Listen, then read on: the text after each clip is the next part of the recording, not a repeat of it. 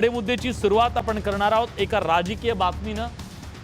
महायुती सरकारचं पालकमंत्री पदाचं वाटप झालं, पण रायगड आणि नाशिकच्या पालकमंत्री पदावरून महायुतीत अशी काही ठिणगी पडली की अवघ्या 24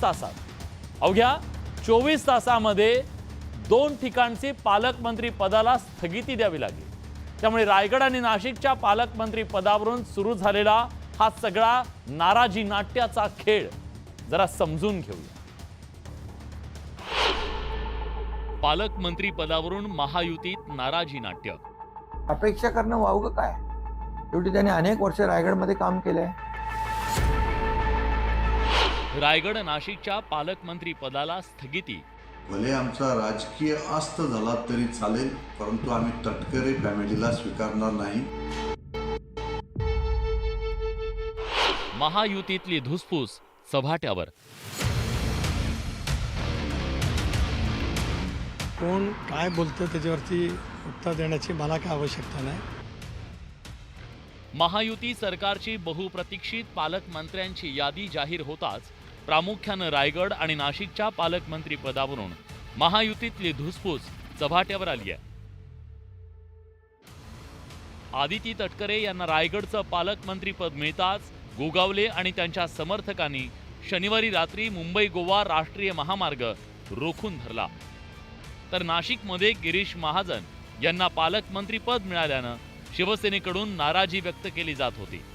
या नाराजीची दखल घेत रायगड आणि नाशिकच्या पालकमंत्री पदाच्या निर्णयाला स्थगिती देण्याची नामुष्की महायुती सरकारवर आली आहे। शेवटी काय अपेक्षा करणं वावगं काय? शेवटी त्याने अनेक वर्ष रायगडमध्ये काम केलंय। म्हणजे अपेक्षा ठेवणं, मागणी करणं त्याच्यामध्ये काही चुकीचं नाहीये। त्यामुळे महायुती जी आहे, मी आहे, आमचे मुख्यमंत्री आहेत आणि दुसरे आमचे उपमुख्यमंत्री, आम्ही बसून त्याच्यावर मार्ग काढू। पालकमंत्र्यांच्या संदर्भातला सर्वस्वी अधिकार हा मुख्यमंत्र्यांचा असतो। मुख्यमंत्र्यांनी कुणाला पालकमंत्री द्यावं, कुणाचा पालकमंत्री स्टे करावा हा त्यांचा अधिकार आहे। रायगडच्या पालकमंत्री पदावरून राष्ट्रवादी काँग्रेस आणि शिवसेनेत जोरदार रस्सीखेच होती। राज्यात जुलै 2022 मध्ये झालेल्या सत्तांतरावेळी शिवसेनेच्या आमदारांनी अनेक कारणं दिली।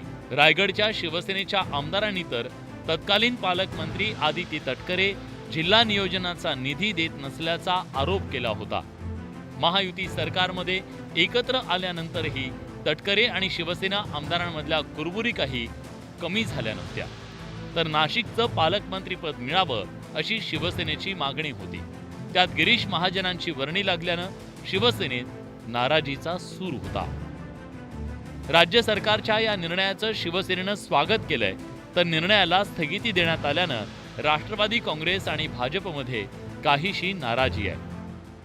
भले आमचा राजकीय अस्त झाला तरी चालेल, परंतु आम्ही तटकरे फॅमिलीला स्वीकारणार नाही, हे जाहीरपणे आम्ही त्या ठिकाणी आज दिवसभरात आम्ही सांगतो। आम्ही बऱ्याच सीटना सुद्धा आणि वरिष्ठांना सुद्धा तशा पद्धतीने कळवलेलं होतं आणि म्हणून आज जो काय आता निर्णय स्थगितीचा झालेला आहे तो वरिष्ठांचा आम्ही या ठिकाणी स्वागतच करतो की आपण योग्य तो निर्णय या ठिकाणी घेतलेला आहे।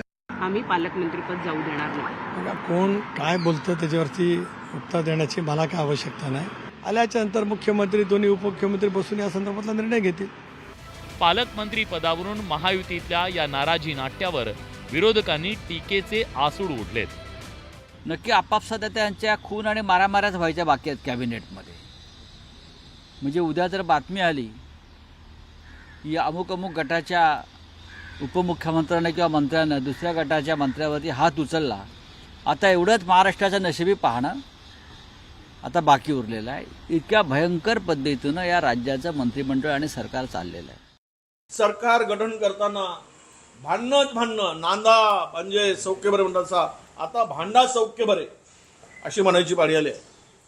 भांडा आणि महाराष्ट्राचं वाटोळं करा।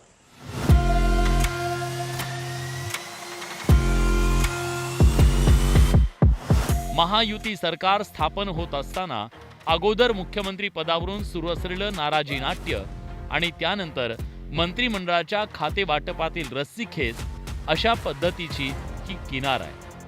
त्यात आता पालकमंत्री पदावरून नाराजी नाट्य सुरू झाल्यानं त्याला स्थगिती देण्याची वेळ महायुतीवर आली आहे। आता रायगड आणि नाशिकच्या पालकमंत्री पदावर कुणाची वर्णी लागतीये? महायुतीचे नेते यावर काय तोडगा काढतात याची उत्सुकता आहे. Bureau report, news 18 Lokmat.